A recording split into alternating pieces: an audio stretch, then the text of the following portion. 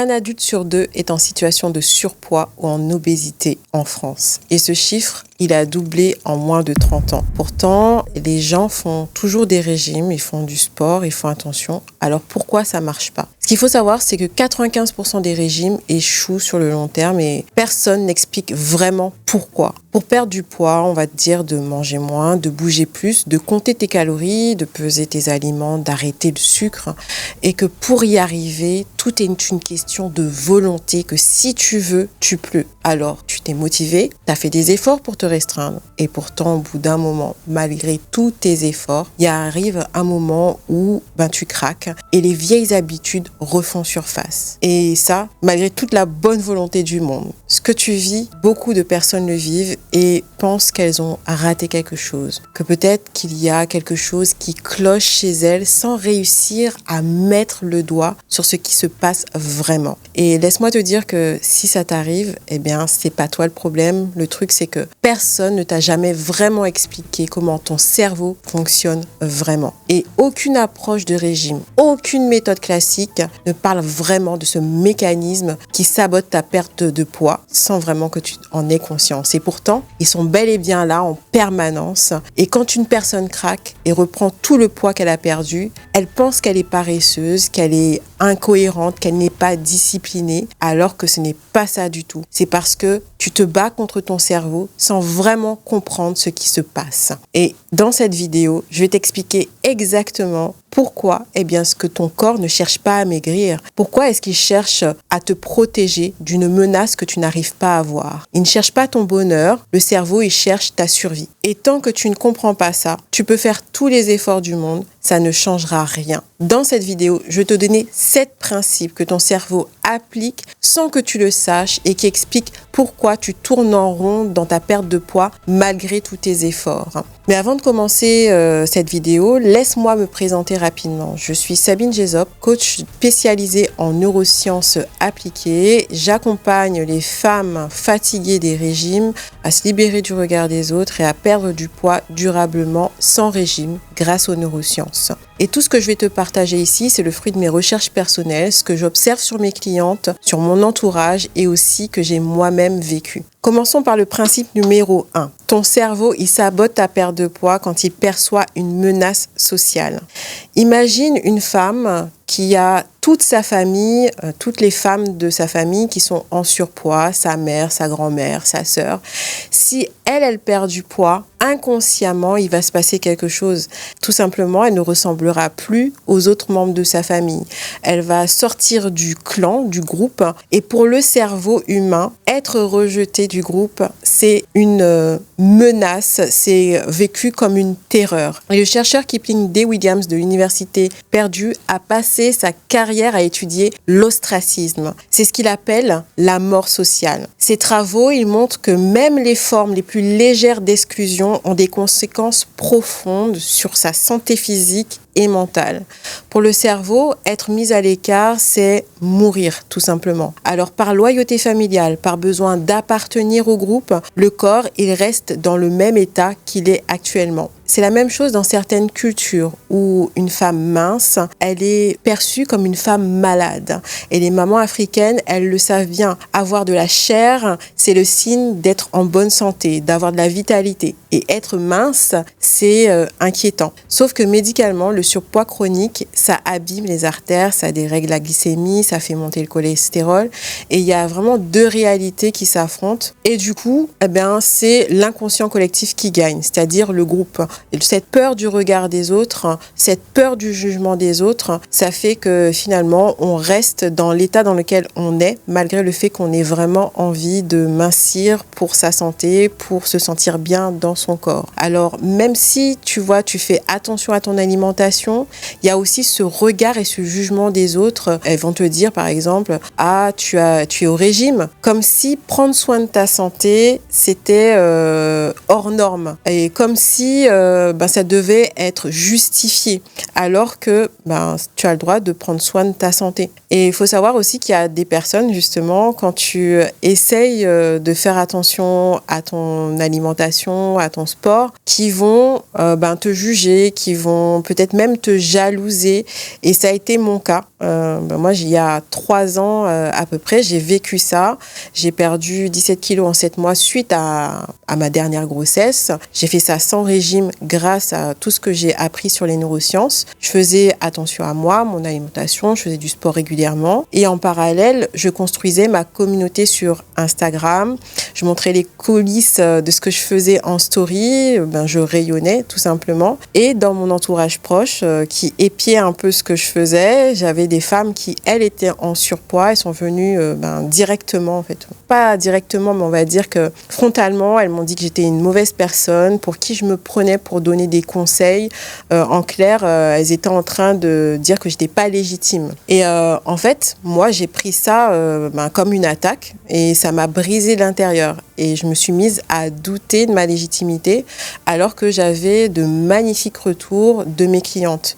Parce que dans l'inconscient collectif, pour perdre du poids, il faut faire appel à une diététicienne, à une nutritionniste ou même par rapport des fois à l'aspect psychologique, à une psychologue et pas à une coach qui l'a vécu dans sa chair et qui a étudié pour comprendre justement le mécanisme de ce qui se joue dans le corps d'une femme. Quand j'ai entendu ça, tu vois, quand ces femmes m'ont méprisé, ont méprisé mon travail, j'avais pas de soutien autour de moi par rapport à ça pour amortir en fait tout ce que j'ai ressenti. Et mon corps, ça l'a littéralement figé pendant pratiquement 2 ans. Et c'est ce qu'on appelle en neurosciences la sidération. Pendant pratiquement 2 ans et demi, j'avais du mal à prendre soin de moi, à faire du sport, à suivre mes propres conseils alimentaires. Parce que, en fait, j'étais tellement triste de ce qu'elles avaient pu percevoir de moi que j'avais du mal à évacuer ce regard sur moi, j'avais du mal à assumer, en fait, le fait que je rayonne et que j'attire justement des regards négatifs sur moi. Et ça, c'est vraiment les 2 faces d'une même pièce. J'ai repris du poids, j'ai perdu mon énergie parce que mon cerveau avait fait cette association. Rayonner, être visible, réussir, c'est égal à rejet. Et ça, le cerveau ne supporte pas ça. Et faut savoir que beaucoup de femmes vivent exactement cette situation. Inconsciemment, elles vont s'interdire de rayonner pour ne pas faire de l'ombre. Et ça peut coûter très cher à ta santé mentale, physique, émotionnelle et même parfois à ta carrière.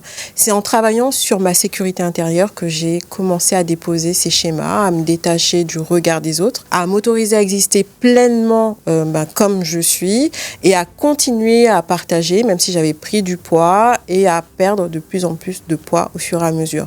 Je te partage ça parce que beaucoup de femmes vivent cette même situation et elles le vivent en silence sans comprendre exactement pourquoi elles fournissent des efforts et que ça ne suffit pas. Toutes les croyances familiales, culturelles, sociales, conscientes ou inconsciente, ça maintient le corps dans un endroit qui te met parfois ta santé en danger. Le poids, c'est pas le problème. Le poids, c'est vraiment une réponse du corps à une menace que le cerveau a enregistrée. Et dès qu'on commence à travailler sur cette menace, tout peut changer. Maintenant, on va passer au principe numéro 2. Il faut savoir que l'interdit, ça crée le manque. Il y a quelque chose que ton cerveau ne supporte pas, c'est l'interdit. Et ça se voit partout dans ta vie au quotidien. Quand tu rentres chez toi, par exemple, ta table dans ton salon qui est nickel, ton bureau qui est bien rangé, et tu verras qu'il y aura toujours quelqu'un, un enfant, un partenaire pour venir poser quelque chose dessus parce que la nature a horreur du vide. Et le cerveau humain, il a horreur du manque. Donc imaginons que tu achètes du coca et tu n'as pas l'habitude d'acheter ça chez toi. Tu vas mettre ça au frigo et tu vas voir qu'en un rien de temps, ça va être bu par tes enfants, par ton partenaire ou bien par toi-même parce que c'est comme si qu'il y avait un phénomène de rareté. Et du coup, comme là, c'est disponible et que c'est inhabituel, ça crée comme une envie que tu n'aurais pas eu autrement. C'est exactement ce que tu ressens, la même chose avec le sucre et des aliments que tu t'interdis. Tu t'es fixé une règle, que tu allais manger un carré de chocolat le soir et finalement, tu finis par finir la tablette entière parce que au départ, tu t'étais fixé une règle et que tu t'étais interdit de manger plus qu'un carré de chocolat. Et il y a vraiment un mécanisme qu'on appelle l'effet rebond qui est ironique, ça s'appelle comme ça. Neurologiquement, quand tu t'interdis quelque chose, ton cortex préfrontal, c'est la face avant de ton cerveau qui est responsable du contrôle et de la raison. Il va travailler travailler en permanence pour maintenir cet interdit. C'est ce qu'on appelle la suppression de pensée. Et cette suppression de pensée, elle demande une énergie mentale folle. Et le problème, c'est que plus tu essaies de ne plus penser à quelque chose, plus ton cerveau y revient. C'est ce que le psychologue Daniel Wegner a appelé l'effet rebond ironique. Si je te dis maintenant, ne pense pas à la tour Eiffel rouge, à quoi tu vas penser? Eh bien, inévitablement, tu vas penser à une tour Eiffel rouge. C'est exactement comme ça que ça fonctionne avec le sucre, avec le chocolat, avec les gâteaux. Plus tu t'interdis de penser à quelque chose, plus le cerveau y revient et plus l'envie, elle monte. C'est comme dire à un enfant de ne pas toucher à un jouet. C'est la première chose avec laquelle il va jouer parce que son cerveau, il fonctionne exactement pareil. L'interdit, ça crée le manque et donc le désir. Alors, qu'est-ce qui marche vraiment? C'est d'arrêter de t'interdire les choses. C'est de te permettre en conscience, par exemple, de manger du sucre quand tu en as vraiment envie. C'est en le choisissant, en le savourant sans culpabiliser. Parce que quand tu te donnes la permission et que tu manges en conscience et avec plaisir sans culpabiliser, l'obsession disparaît. Et paradoxalement, tu en manges moins. Passons maintenant au principe numéro 3. Tu ne peux pas te contrôler durablement avec un système nerveux qui est épuisé. Imagine une femme qui a tenu toute la journée, elle a dit oui à tout, elle a travaillé sans pause, déj, alors qu'elle était épuisée. Elle a géré les enfants, le papier des écoles à la dernière minute, elle a fait plaisir à tout le monde.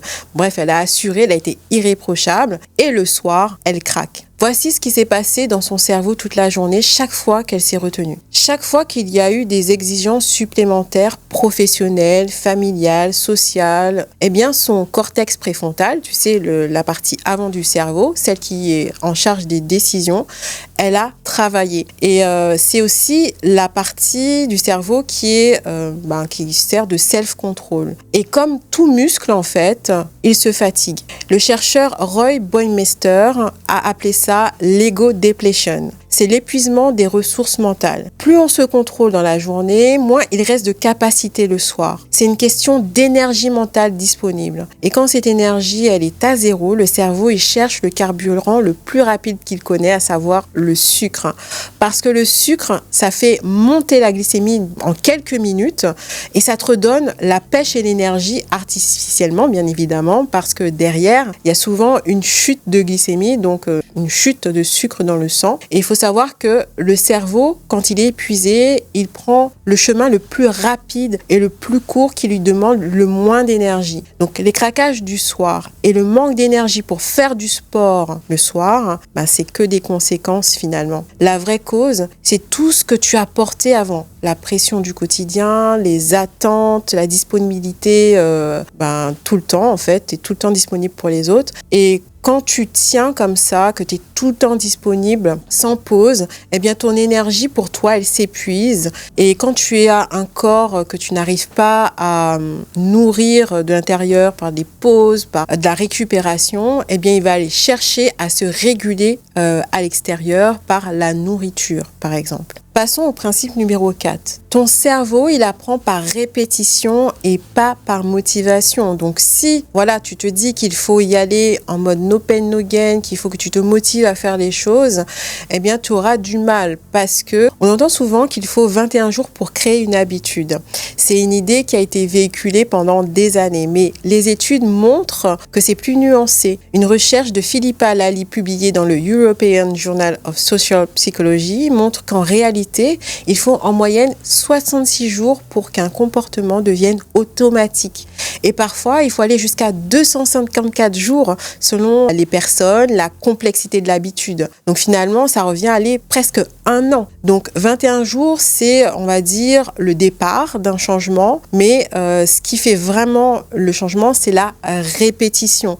Et cette répétition, finalement, elle va créer de nouvelles connexions neuronales qui vont se renforcer. On appelle ça la neuroplasticité, la capacité du cerveau à se remodeler et certains appellent ça de la reprogrammation. Plus on répète un comportement, plus le sillon neuronal se creuse et plus le chemin devient large, fluide et automatique. Les neurosciences appellent ça la myélinisation, une gaine qui se renforce autour des connexions neuronales et accélère la transmission du signal. C'est pour ça que parfois c'est difficile de se défaire d'une mauvaise habitude. C'est un comportement appris par ton cerveau depuis des années. Et c'est exactement ce qui se passe quand on apprend à conduire. Au début, quand tu apprends à conduire, ça paraît difficile parce que tu as tout à contrôler, le volant, les rétros, les pédales, et puis tu as tout ton environnement, les autres voitures, les panneaux. Ça peut être épuisant mentalement, physiquement. Quand tu rentres de l'auto-école, tu es fatigué. Et puis, au bout d'un moment, à force de répéter, peut-être après 20 heures de conduite, mais souvent ça va au-delà maintenant, tu te retrouves un jour à conduire en pensant à autre chose, peut-être même que tu arrives à discuter avec l'instructeur alors qu'au départ c'était pas possible pour toi, il fallait que tu aies une grande concentration et c'est comme ça qu'après quand tu deviens un conducteur aguerri, tu te retrouves à arriver à destination sans vraiment te rendre compte, c'est-à-dire que tu te rappelles même pas par où tu es passé parce que tu y vas par automatisme. Et les grands champions de tennis ou de foot, ils connaissent exactement ce principe parce que même au sommet de leur carrière, quand ils répètent les bases encore et encore. Pourquoi ? Parce que c'est en répétant les fondamentaux que ça peut libérer le cerveau pour aller chercher la performance. En psychologie, on appelle ça la matrice des compétences. On commence à faire des choses de manière inconsciente, c'est-à-dire qu'on est inconscient de notre incompétence, on ne sait pas qu'on ne sait pas, puis on devient conscient qu'on est incompétent. On voit ce qui manque, puis à force de répétition, de mettre en place des choses, on devient consciemment compétent. Ça marche avec les efforts qu'on met en place. Et enfin, finalement, on devient inconsciemment compétent et c'est là que ça devient automatique et que ça ne demande plus du tout d'énergie. Et c'est ça le vrai défi, c'est de devenir inconsciemment compétent à avoir de bons réflexes alimentaires, une hygiène de vie qui soutient ta santé. Parce que la motivation, elle peut servir un temps au départ. C'est ce que la plupart des gens font. Ils se motivent au départ, c'est génial. Mais pour atteindre justement ce stade où tu fais les choses de manière inconsciente et sans demande d'énergie, ça demande du temps et de la répétition. Et c'est exactement ça en fait qu'on essaie de switcher, c'est ce besoin d'y aller par la force de la volonté pour vraiment déconstruire des fois des schémas qui sont ancrés pendant des années, reconstruire des habitudes plus saines et tout en y prenant du plaisir parce qu'il ne faut pas oublier que ton cerveau, lui aussi, il cherche ta protection. Donc, il faut aussi lui amener cette sécurité dont il a besoin pour que tu puisses atteindre tes objectifs. Et pour aller plus vite, et je te donne une technique que moi j'utilise exactement pour aller faire du sport. Il faut savoir que souvent, ton cerveau va peut-être voir ça comme une contrainte. Au moment où tu veux faire du sport, il va te sortir 1000 excuses pour ne pas y aller, que tu es épuisé, que tu es fatigué, que tu serais bien au chaud, tranquille sur ton canapé à regarder la télévision. Sauf que faut pas oublier que tu as ton objectif qui est d'atteindre ton poids idéal. Donc le truc que je te donnerais, c'est de coller une habitude que tu as envie de mettre en place dans ton quotidien à une habitude que tu as déjà. Donc moi, je fais le sport en général le matin. Donc le matin, je vais aller me brosser les dents. Donc c'est une habitude que j'ai. Et donc, je la colle à cette habitude-là. Ce qui fait que j'ai pas à me poser 10 000 questions. Je me brosse les dents et hop, je prends mes affaires et je vais au sport. Donc, en faisant ça, ça court-circuite pas mal de ruminations qu'on peut avoir le matin ou bien quand toi, tu auras envie de faire ton sport. Parce que vraiment, ça, c'est, comme je te dis, un mécanisme de survie que ton cerveau, il a. Il veut pas ton bonheur, il veut ta survie. Donc, en mettant en place ça, je t'assure que ça peut vraiment t'aider à débloquer des situations où justement tu as du mal à mettre en place des choses pour ta santé. Le principe numéro 5, ici, il faut savoir que le cerveau, il confond souvent la faim physique et des signaux émotionnels. Alors, qu'est-ce que ça veut dire tout ça ? Il faut savoir qu'il y a un mot que certainement tu ne connais pas, qui s'appelle l'alexithymie. L'alexithymie, c'est un concept développé par le psychiatre Peter Sifeneos. En 1972, il désigne la difficulté à reconnaître et distinguer ce qu'on ressent, à savoir ce qu'on éprouve et les émotions finalement qu'on a dans notre corps et qu'on ressent. Et dans notre vie qui est qui va à 100 à l'heure, maintenant tout va vite, c'est devenu un état que beaucoup de femmes vivent, c'est-à-dire qu'elles vivent plein de choses, mais elles ont du mal à mettre des mots dessus. Elles vont se sentir pas bien, elles vont se sentir contrariées. Et puis, elles vont aller manger vite en journée. Elles sont debout ou bien elles sont devant leur ordinateur entre deux dossiers. Elles mangent parce que c'est l'heure. Elles mangent parce que c'est un automatisme. Elles sont stressées, fatiguées, contrariées, parce qu'elles s'ennuient, parce qu'elles ressentent un vide à l'intérieur qu'elles ont besoin de combler. Mais par quoi? Par la nourriture. Peut-être des fois, elles se sentent tristes et en fait, elles mangent par automatisme. Et à force de manger pour toutes ces raisons, le cerveau, il ne sait plus faire la différence, finalement, entre leur vraie faim physique et la fatigue, le stress, la soif, l'ennui, le vide intérieur. Tout ça, ça se mélange et finalement, on ne sait plus trop quand est-ce qu'on a faim, vraiment, quand est-ce qu'on n'a plus faim.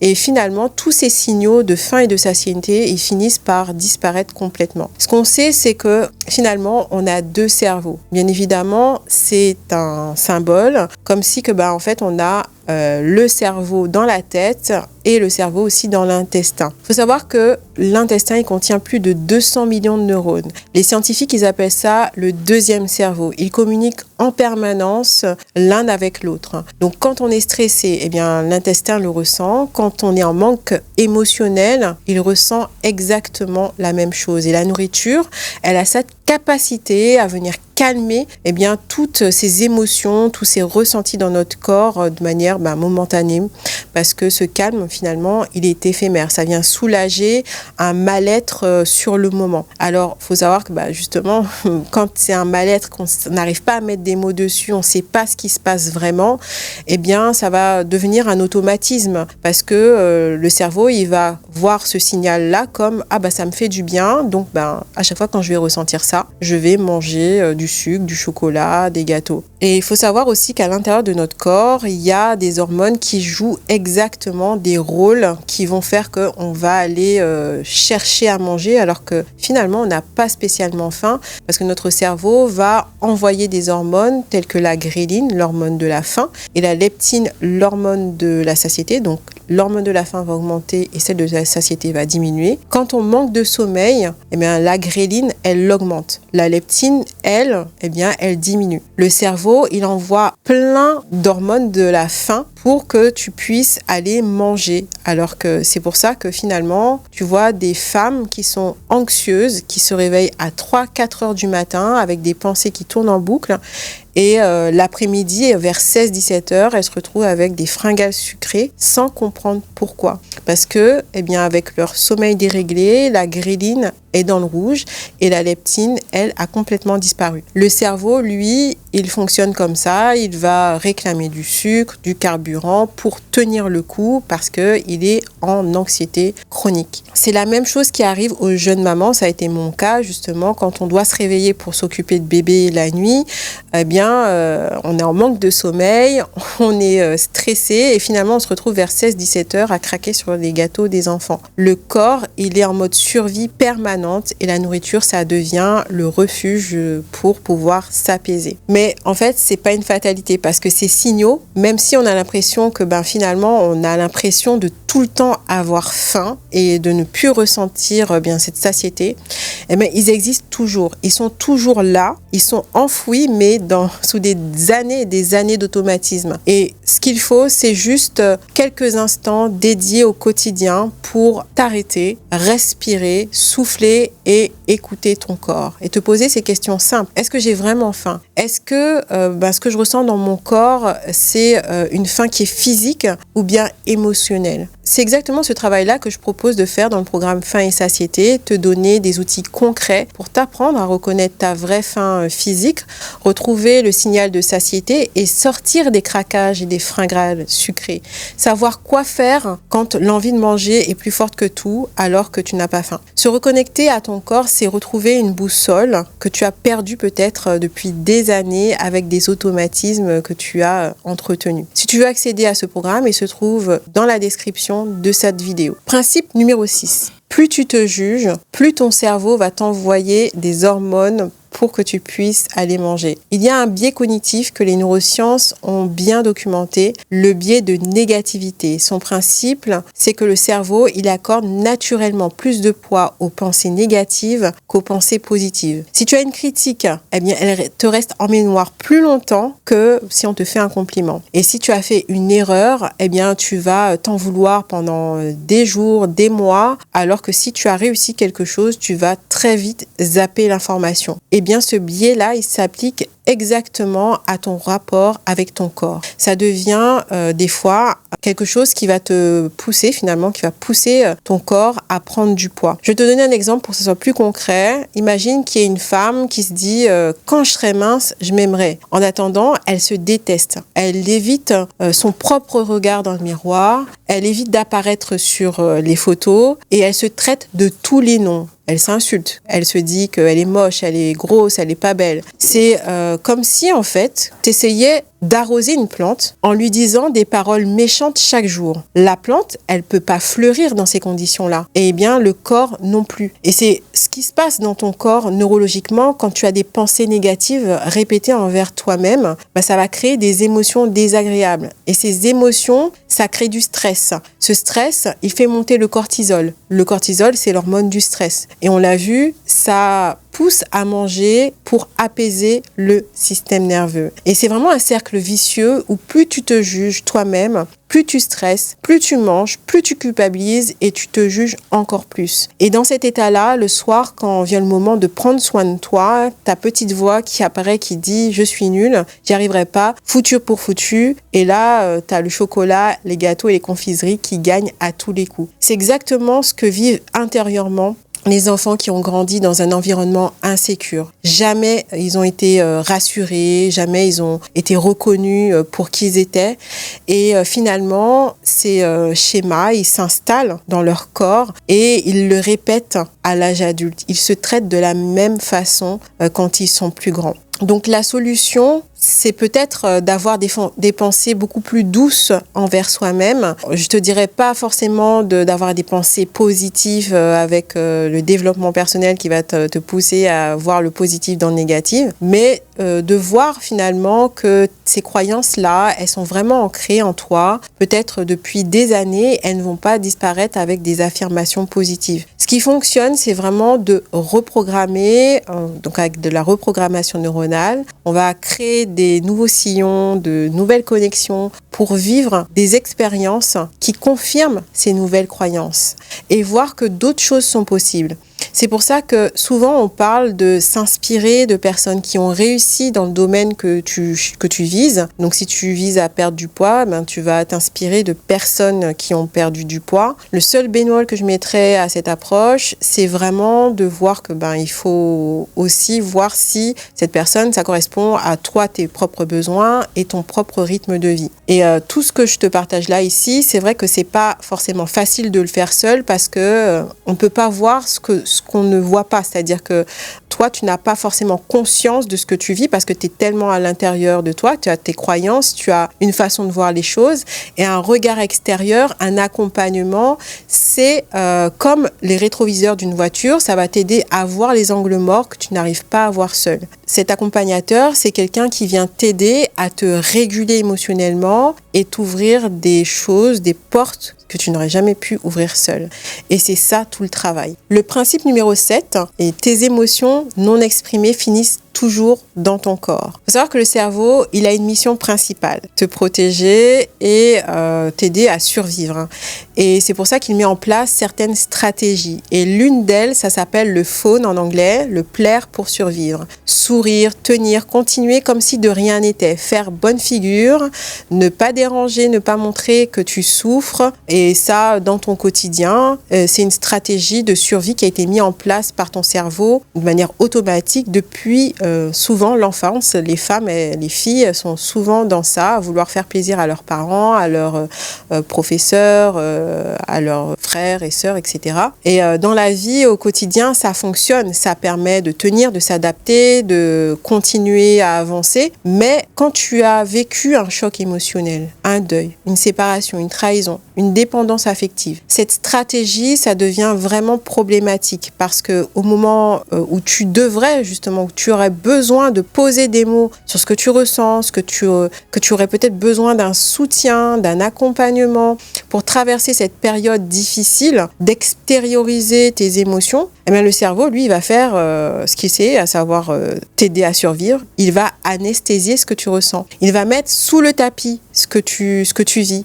Il va continuer et il va te dire, ben non, c'est pas grave, il faut avancer. Et ça rejoint l'un des points qu'on a vu tout à l'heure avec l'alexithymie. On t'a peut-être dit, en fait, face à un deuil, à une déception amoureuse, dans 6 mois, c'est bon, tout ira mieux, laisse passer le temps. C'est une question de temps, il faut tourner la page. Sauf qu'un choc émotionnel, comme toute émotion forte, elle a des étapes à traverser. Si on ne les traverse pas, elle reste dans la tête et ancrée dans ton corps comme une carapace, comme une armure pour ne pas ressentir la douleur, pour mettre de la distance. Ça peut durer des années, parfois même toute une vie. Alors concrètement, qu'est-ce qui se passe dans ton corps quand tu ressens ces émotions qui ne sont pas exprimées et finalement qui restent à l'intérieur de toi? Ton cerveau, il va t'envoyer cette fameuse hormone de la faim, la gréline, pour compenser le côté émotionnel, le manque émotionnel. Donc, il va créer en fait un figement de ton corps, une sidération énergétique et tu n'as plus de ressources pour faire du sport. C'est pour ça que les personnes qui ont vécu un deuil, une trahison, toute espèce de choc émotionnel, tu vas voir que en termes d'énergie, ils n'ont pas d'énergie pour prendre soin d'eux et souvent ils vont aller justement combler ce vide intérieur par la nourriture. C'est comme si finalement tu portais une espèce de chose dans ton corps qui est lourd à porter mais tu n'arrives pas à savoir quoi en faire. Et parfois, ils t'envoient des douleurs physiques au moment où tu décides de prendre soin de toi, comme un signal que tu as quelque chose à traverser, mais ça, c'est vraiment cette protection qui est mise en place parce que ton cerveau, il a décidé qu'il ne veut pas ton bonheur, il cherche juste, ta survie. Donc, quand on ne sait pas reconnaître ce qu'on ressent, on ne peut pas l'exprimer. Et ce qu'on n'exprime pas, le corps le porte à sa façon. Et c'est exactement ce que je travaille avec mes clientes dans l'accompagnement que j'ai personnalisé, qui s'appelle My Way. On va chercher la croyance racine, l'histoire que la femme se raconte depuis ce vécu, l'association que son corps il a fait automatiquement. Et on travaille à extérioriser ses émotions autrement qu'en les intellectualisant, parce que les femmes, souvent, on va aller réfléchir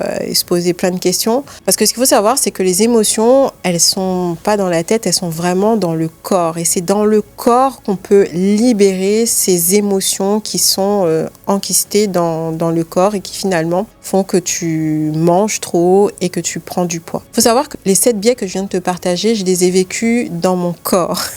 Et chaque jour, des femmes les vivent sans s'en rendre compte.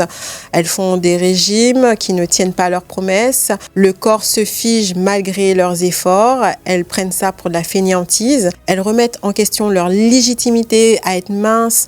Elles ont peur de rayonner, de retrouver leur place, d'exister pleinement. Et c'est exactement pour ça que je fais ce que je fais. Parce que personne ne devrait passer des années à se battre contre son corps sans vraiment comprendre ce qui se passe vraiment à l'intérieur d'elle. Si tu te reconnais dans un seul de ces biais, c'est déjà une information précieuse pour toi. Et parfois, comprendre, ça suffit pas. Il faut expérimenter parce que oui, manger mieux, c'est bien. Oui, bouger plus, c'est la base. Mais quand ça bloque, quand tu te rends compte qu'il y a quelque chose de plus profond qui t'empêche d'atteindre tes objectifs, il faut aller creuser plus en profondeur. Je connais des femmes pour qui le poids a été le sujet toute leur vie. Et la vraie question à se poser, c'est qui je serais si je n'avais pas ce problème à résoudre? Qu'est-ce que cette situation de surpoids, d'obésité m'empêche de vivre, de faire, de ressentir? Parce que comme on l'a vu, le cerveau perçoit une insécurité à ce que tu sois mince.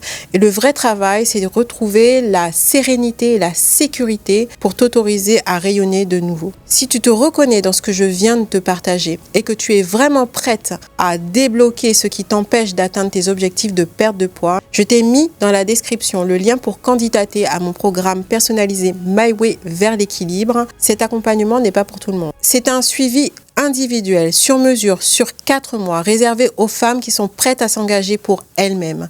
Les places sont limitées chaque mois. Si ta candidature correspond à ce que je propose, on se retrouve pour un appel gratuit de 30 minutes pour voir ensemble comment je peux t'aider et t'accompagner étape par étape.